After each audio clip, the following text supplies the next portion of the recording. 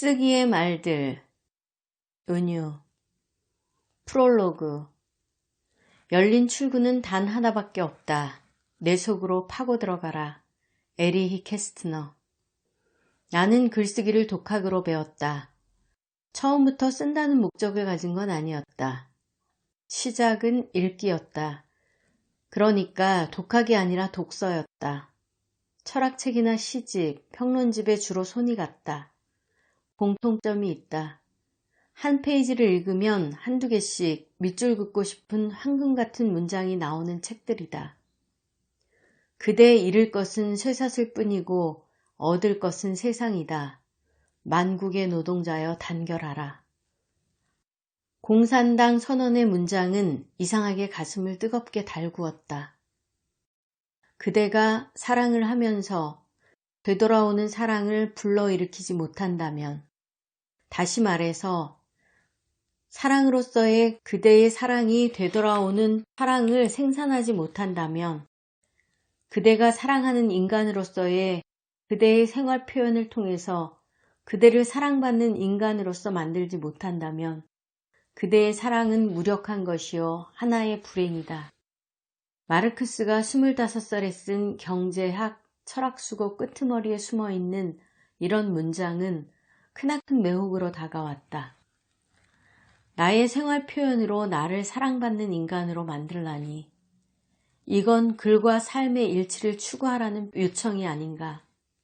그럴 수만 있다면 그러고 싶었다.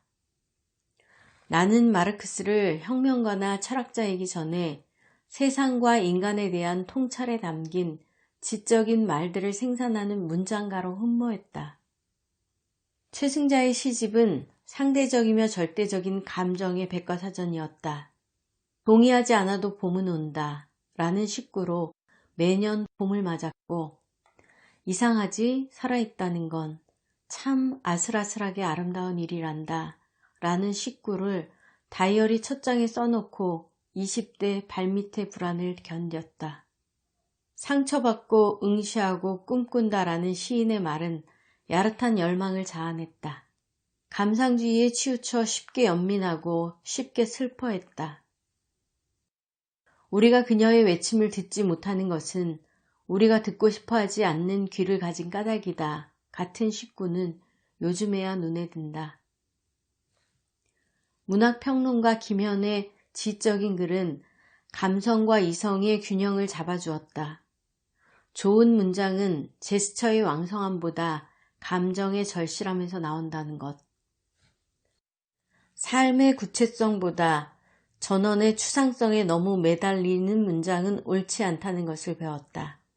이 덕분에 장식적인 문장, 곧 말들의 긴장관계가 느슨한 문장에 더 이상 미혹되지 않을 수 있었다. 나는 내가 쓰고 싶은 글을 썼을 뿐이며 남들도 다 쓸 수 있는 글들을 쓰는 것을 삼갔을 따름이다. 행복한 책 읽기에서 만난 김현의 고백은 부끄럽고 초라해도 자기 색깔을 만들어 가도록 등 두드려 주었다. 단단한 집안이라고 생각된 것이 거짓 집안이라는 것이 밝혀지면 세상에 검은 심연이 보이기 시작한다 같은 글귀는 세상엔 내가 모르는 비밀이 너무도 많다는 확신을 주었다.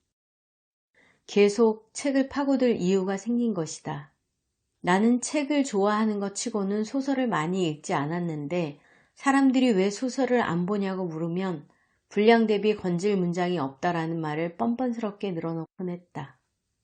다독가라기보다 문장 수집가로, 서사보다 문장을 탐했다.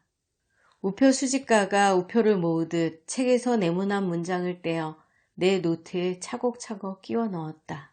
읽기에서 쓰기로 전환은 우연히 일어났다. 자유기고가로 글밥을 먹게 됐다. 문예창작가나 국문과, 신문방송학과 졸업생이 아니고 책 읽는 생활인인 나는 살짝 긴장했다. 별도의 창작 훈련 과정을 거치지 않았고 작법을 몰랐다. 글쓰기가 어렵지는 않았지만 그냥 쓰지 않고 잘 쓰고 싶었다.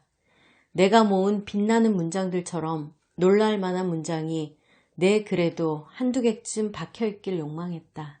아니, 그래야 글이었다. 글쓰기를 좋아하는 것과 글쓰기로 돈을 버는 것은 다른 세계의 일이다. 글과 돈은 교환된다. 교환가치 없는 글은 버려진다. 하자 없는 글을 완제품으로 발주처에 납품해야 하는 의무가 생겼다. 돌다리를 두드리는 심정으로 틈틈이 서점을 찾았다. 글쓰기 관련 책을 뒤적였다. 내가 쓰는 글이 맞는지, 문법에 오류는 없는지, 구성은 괜찮은지, 주제는 어떻게 담아내는지 점검했다. 동사가 약한 단어의 조합이 엉성하면 문장은 산산이 부서진다. 표현력은 단어와 단어의 연결을 정확히 아는 것이다. 도라지 100뿌리를 심는다고 산삼 한 뿌리가 나올 수 없다 같은 참조할 만한 문장을 메모했다. 반복적으로 쓰기만 한다고 필력이 길러지는 게 아니라는 걸 받아들였다. 내 마음 나도 모르겠고 원고를 어서 끝내고만 싶고 그래서 애매한 표현 뒤로 숨으려 할 때는 솔직할 것, 정확할 것, 숨김없이 투명하게 보여줄 것, 모호하게 흐려선 안 된다 같은 타협없는 문장을 떠올리며 한 번 더 글과 씨름했다.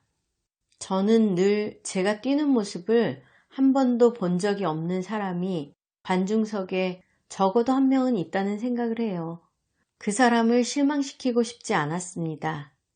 윌리엄 진서의 글쓰기 생각쓰기에서 본 이 문장이 머릿속을 떠나지 않았다.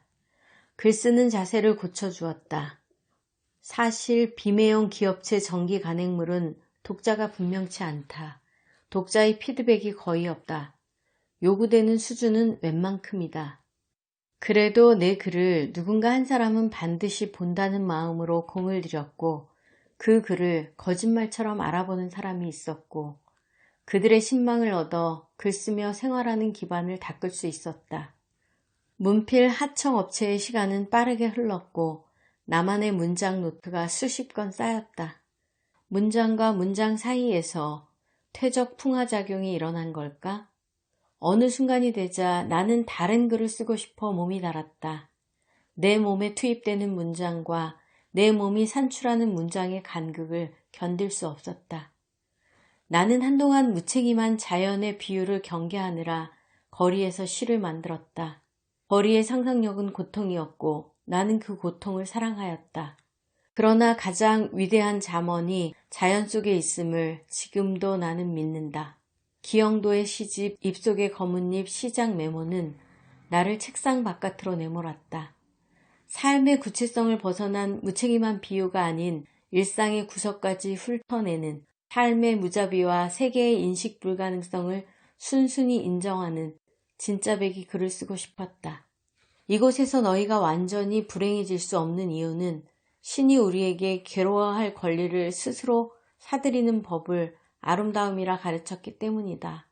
라는 기영도의 식구는 불행한 세상에서 불행해지지 않고 불행과 대결하며 살기 위해서는 글을 쓰지 않으면 안 되는 이유를 설명해 주었다. 어떤 사람을 아는 사람은 희망 없이 그를 사랑하는 사람뿐이다 라는 베냐민의 문장은 모순과 분열로 가득한 내면의 탐사를 재촉했다. 작가가 하는 일은 사람들을 자유롭게 하고 사람들을 흔들어 놓는 일입니다. 공감과 새로운 관심의 길을 열어주는 것입니다. 라는 수전손택의 말은 인간을 억압하는 규범과 도덕으로 꽉 짜인 세상에서 어떻게 글쓰기로 존재의 숨통을 뚫을 것인가, 자아의 우물을 벗어나 인정의 하늘 아래로 모이게 하는 글을 쓸까 고민하게 했다. 읽으면 읽을수록 쓰기를 자극했다. 독서가 독학으로 무르익으며 내가 읽은 모든 문장이 쓰기의 말들로 다가온 것이다. 쓰기의 말들, 은유, 프롤로그,